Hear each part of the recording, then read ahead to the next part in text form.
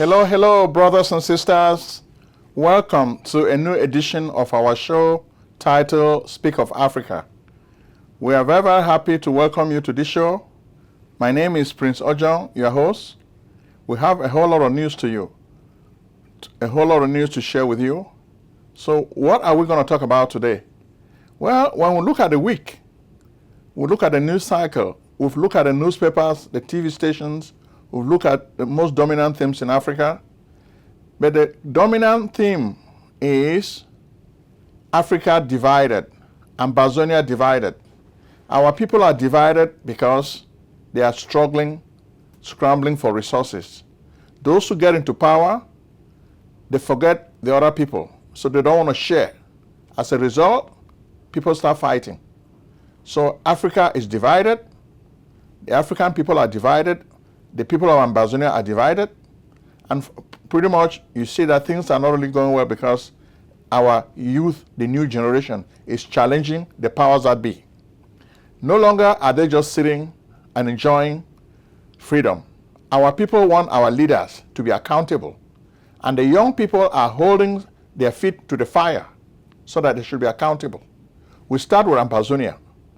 The guys in Ambazonia are tired of the colonial government of La République du Cameroon, and they have been making their presence heard. But this time, the fire has been turned on Dr. Ayaba Cho, the leader of the ADF, what they call the AGOFC. It looks like the theme is the Ambazonia people versus ADF of Ayaba Cho.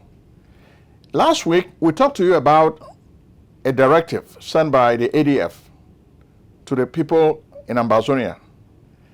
This directive stated that the taxi colors should be changed from yellow to blue and white. We knew this was going to be controversial, but once we watch, we were really surprised that the people felt this directive from Ayaba Cho was very unpopular.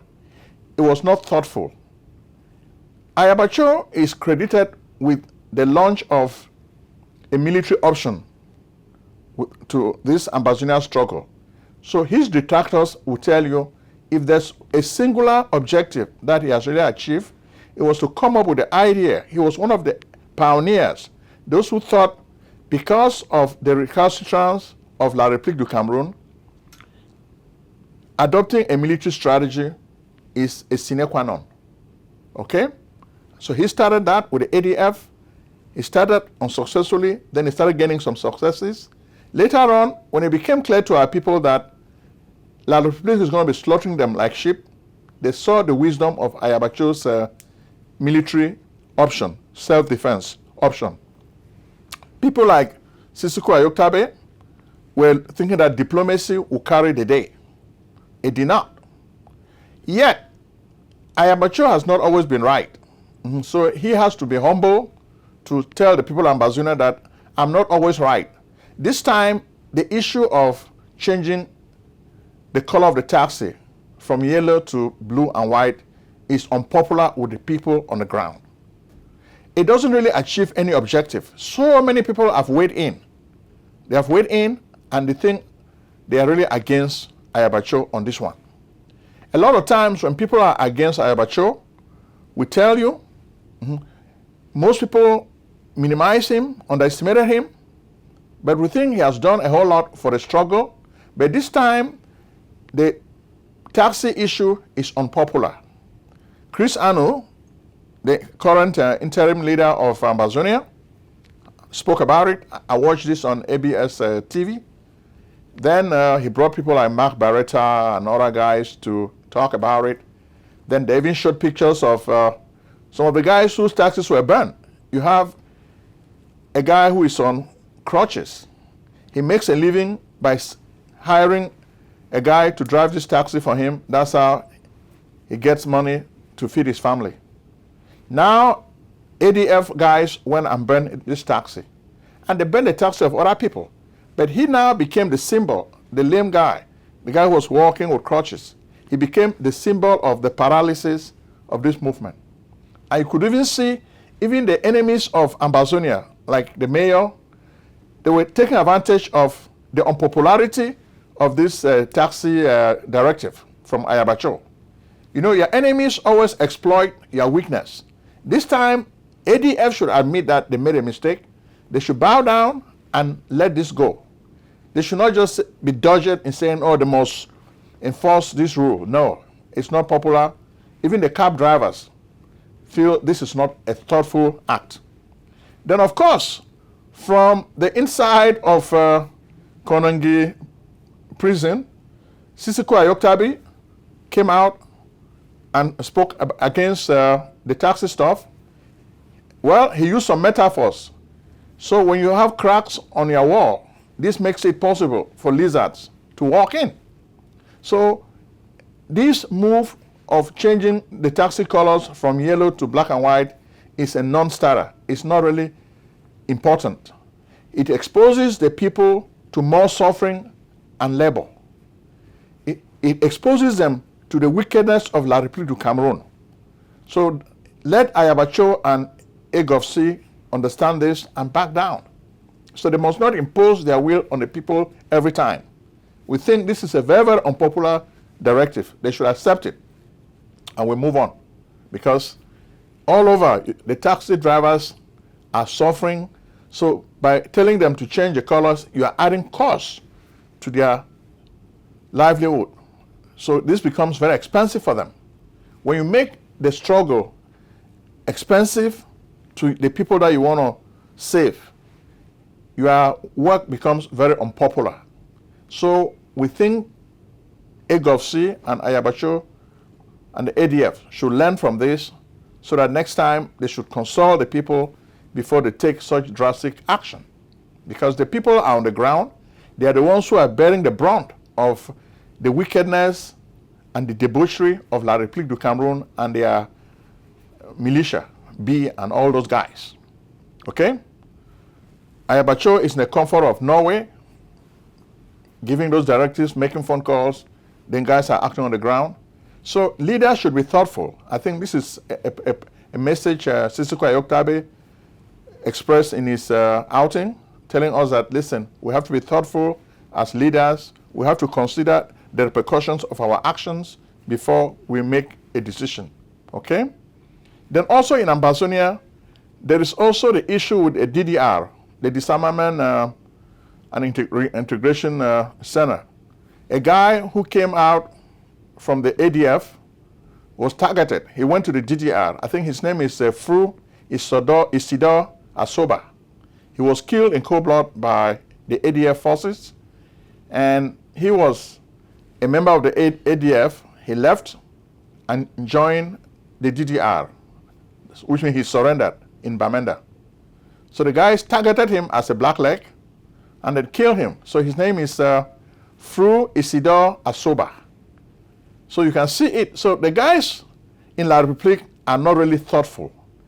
When you are talking about DDR, why not make the conditions safe so that when people want to lay down their arms and surrender, they should have some safety. You don't provide them any safety. Look at what is happening to this guy, Fru Isidore Asoba. There are many guys like him. They're going to be targeted. Sometimes some people don't want to surrender and give up their arms because they are afraid of the repercussions. Their fellow Ambazonia will target them. So La République is not really a thoughtful government. They don't really do things in a smart way. So this is also a big mistake from what we can see. This is a very big mistake. Then when we look at La République, the major story we see in La République has to do with national identity cards. Before, people would spend 2,800 CFA to get a national identity card, Carte Nationale d'Identité, that's CNA, that's the name of it. Now, to get this card, you have to spend 10,000 CFA. So the price has increased fourfold. Isn't this too much of a burden on the people?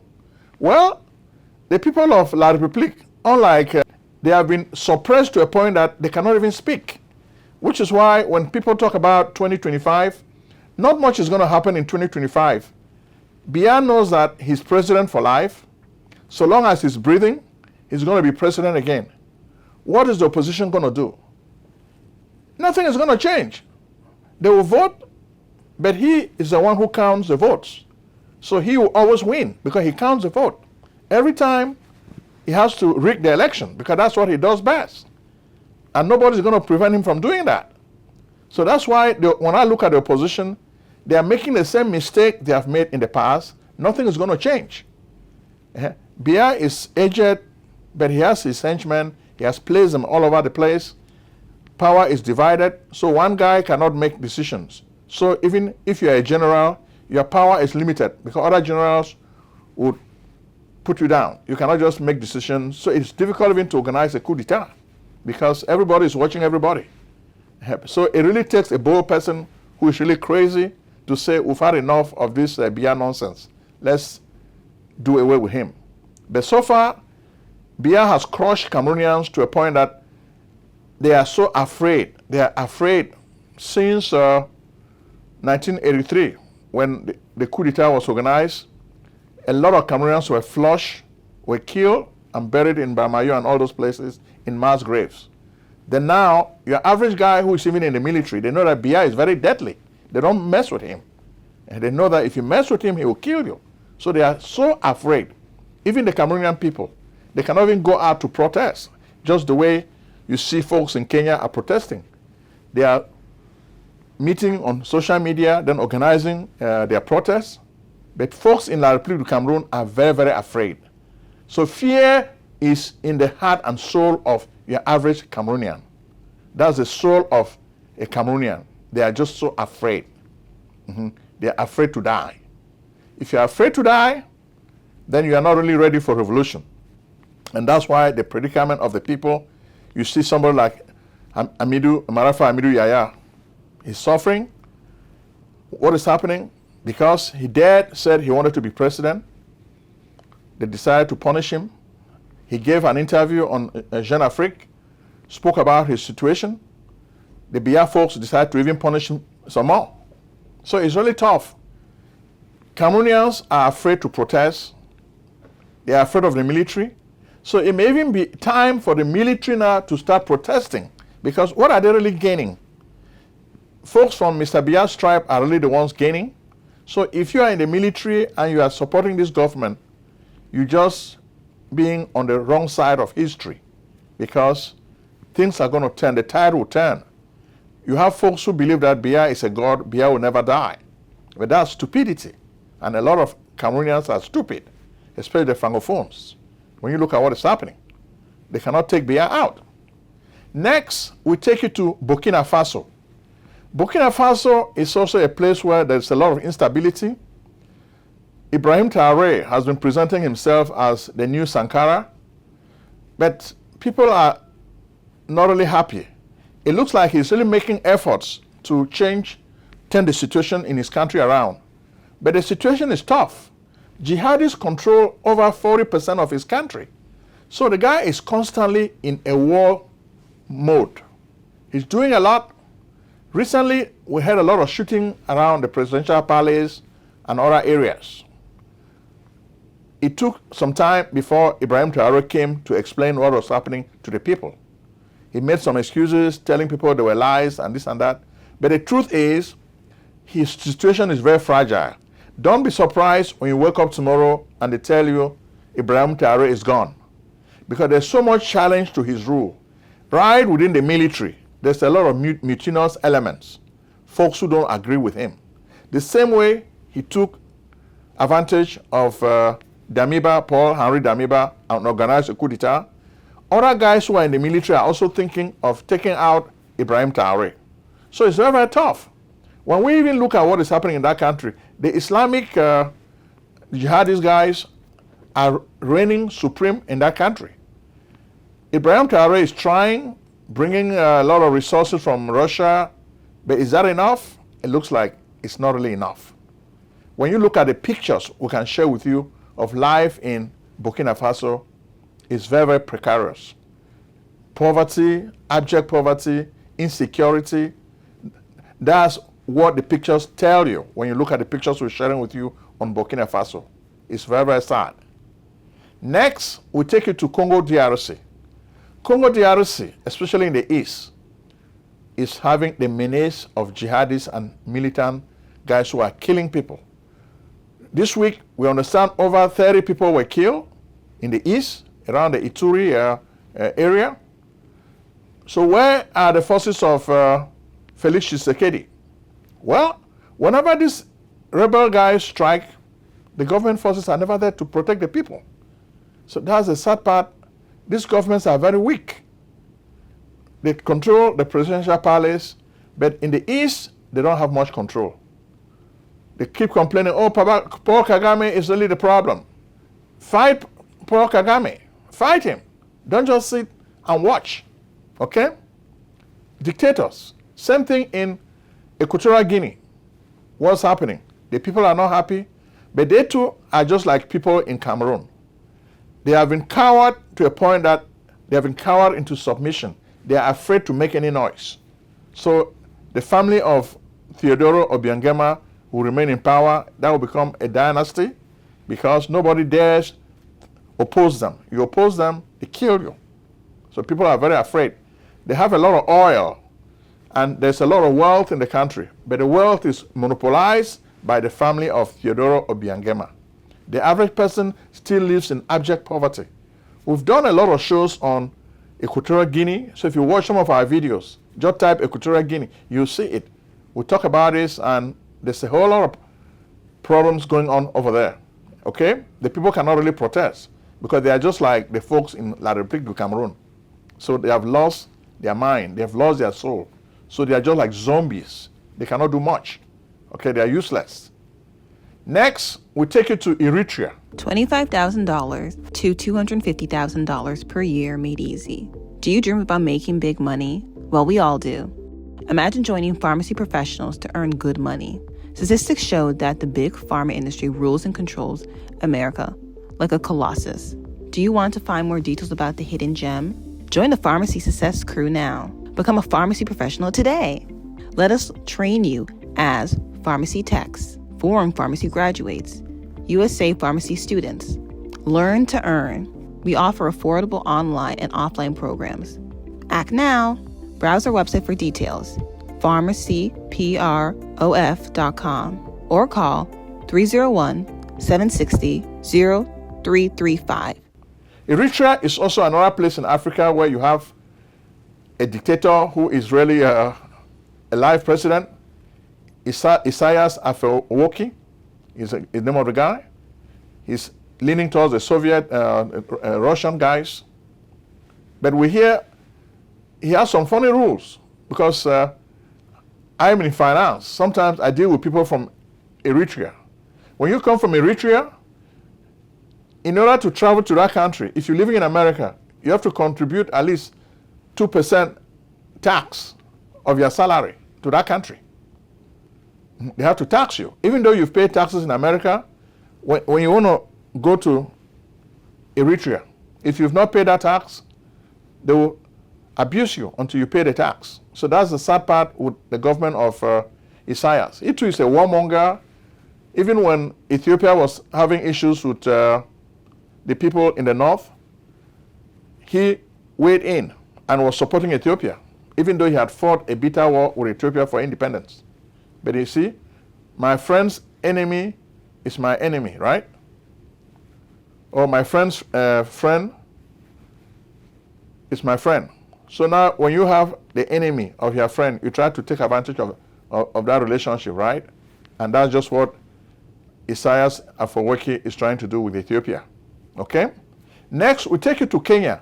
Kenya is where we're going to center a lot of attention, a lot of protests. So many people have died. We hear at least 2 confirmed dead, over 100 wounded. Why are they protesting? Well, the protests were organized on social media because the parliament, the Kenyan parliament, was about to pass into law, a bill into law to increase taxes on commodities, fuel, gas, basic means of livelihood. So the people were protesting because life is expensive. Okay, there's inflation. So the people cannot really afford to feed their families. And they could not really understand why a government like this that is claiming to be democratic is not sensitive to the will of the people.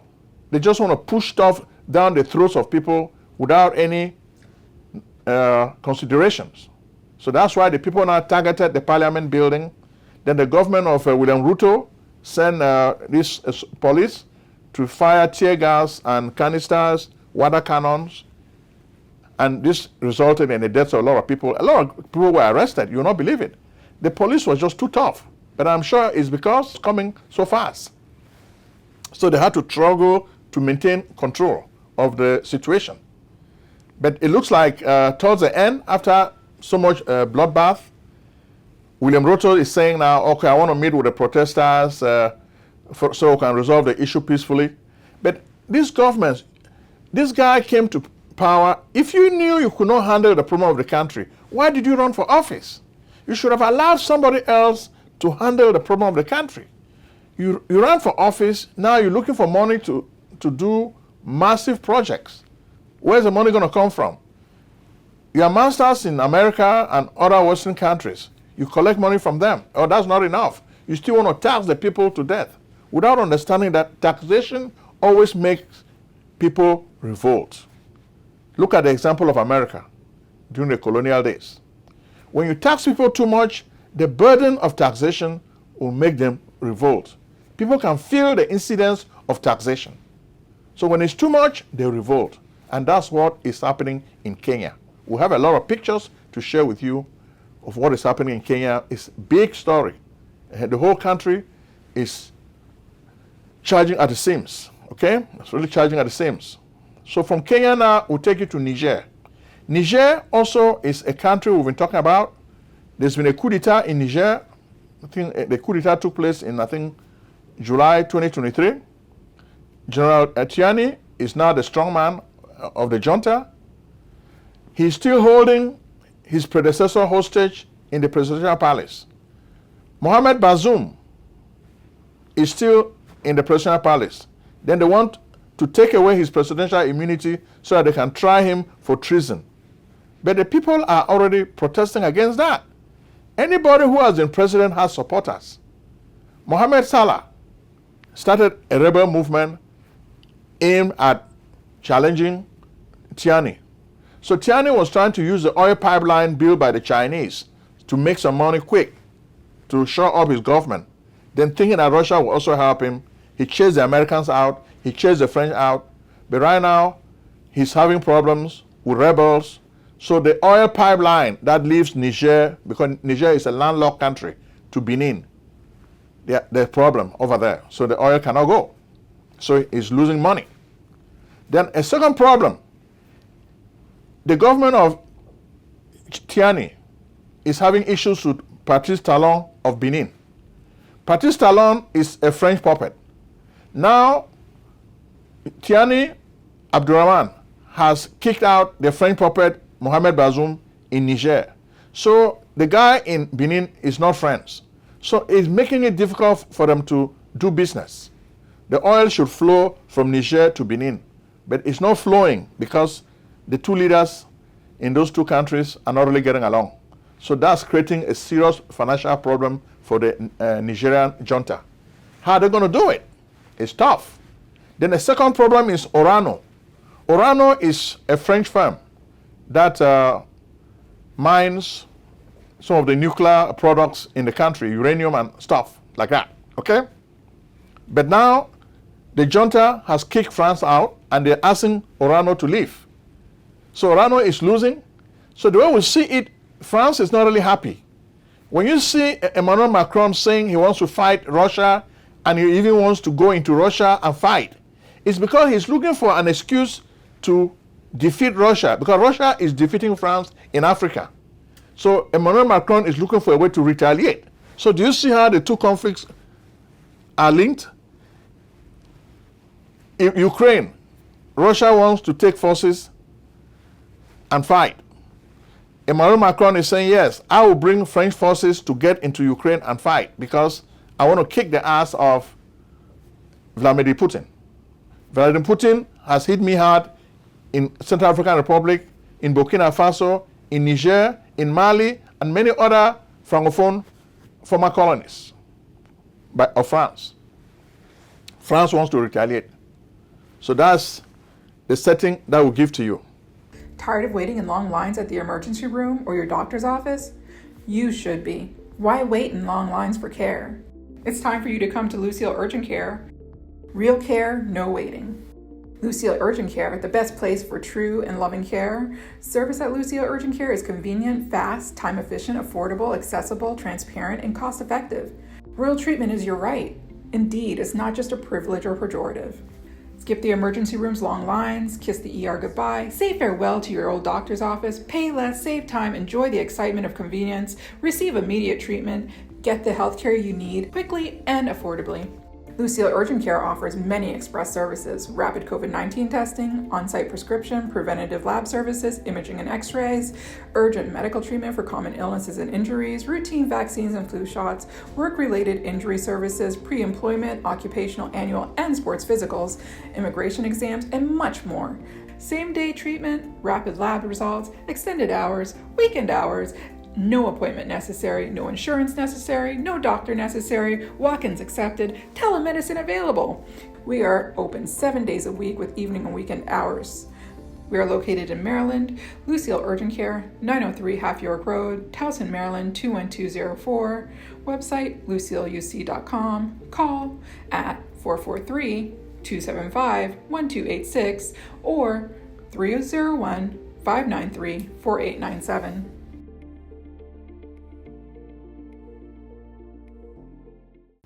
What about Nigeria? Well, in Nigeria, we have the issue of the devaluation of the naira. The people are not happy. Life is expensive too. You've had labor protests, and people are still protesting the high cost of living.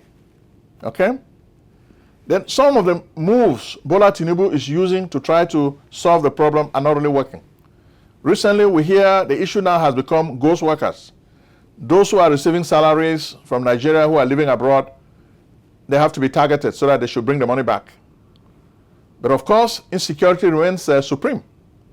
Lawmakers are saying what we've been saying for months. Release Nnamdi Kanu so that the problem of insecurity in the East should subside. Do that. We've said it many times, but it looks like Bola Tinubu doesn't watch our show. But lawmakers in Nigeria now are telling him the same thing we've been saying for months. And we know that a lot of Nigerians are watching us. Abuja, Lagos, they're watching us. So take this message to Bola Tinubu. Tell him to release Nnamdi Kanu. Because lawmakers are saying it now too. Because we need some kind of stability. Okay, because Nigeria is very unstable. A lot is happening. Then of course, Boko Haram remains a serious menace. And we hear the jihadis have already crossed from Benin into Nigeria. So now they are right there waiting to start striking even more. So the issue of insecurity is going to worsen in the next few months because those guys have crossed from Benin into Nigeria. So know that they're going to start striking Nigeria very, very soon. Rwanda. Yes, Paul Kagame is running for election again. He has 2 contenders. But those guys normally don't even get up to 1% of the vote. Paul Kagame gets 90-something%. So, is this a real election? It makes us laugh. But who are we to say? Is there such a thing as a good dictator? I don't think so. Former Professor George Ayite used to say there's no such a thing as a good dictator.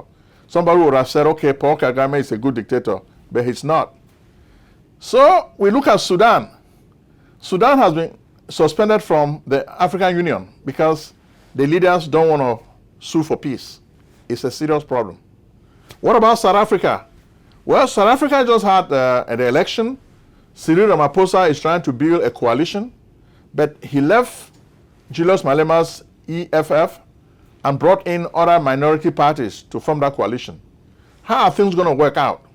Not very well. We can see problems ahead.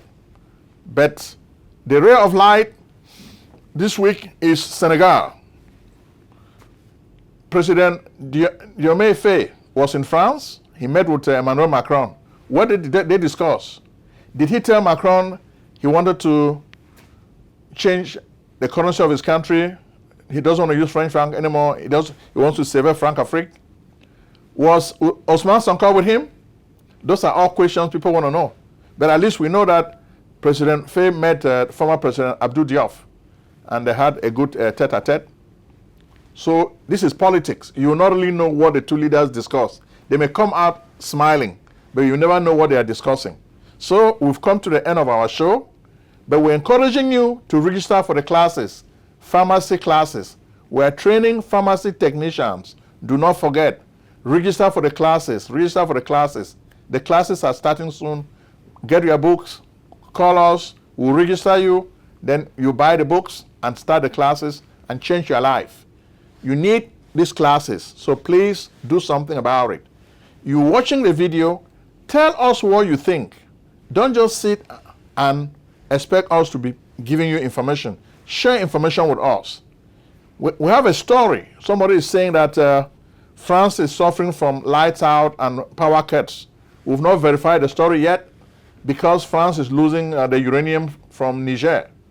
So France is having some problems. We've not been able to check this out, so check it and let us know. Then comment. We want you to be commenting on our stories. When you comment, we know what you think. We encourage you to comment. So this should be a two-way dialogue, okay?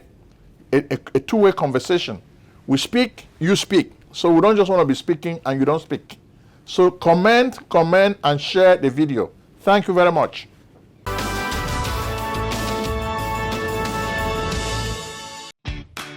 Do you need tax preparation services? We can help.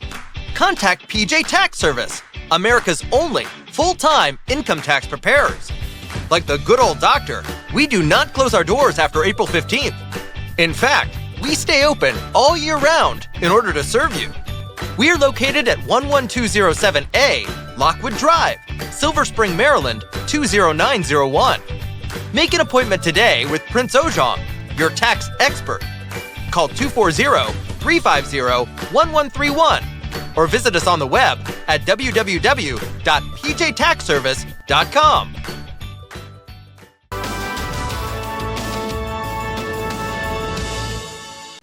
Selling a service or a product? Need buyers? Use the African Nation TV as a channel to reach many viewers. Act now and call Prince Ojong at 240-350-1131. That's 240-350-1131. Act today.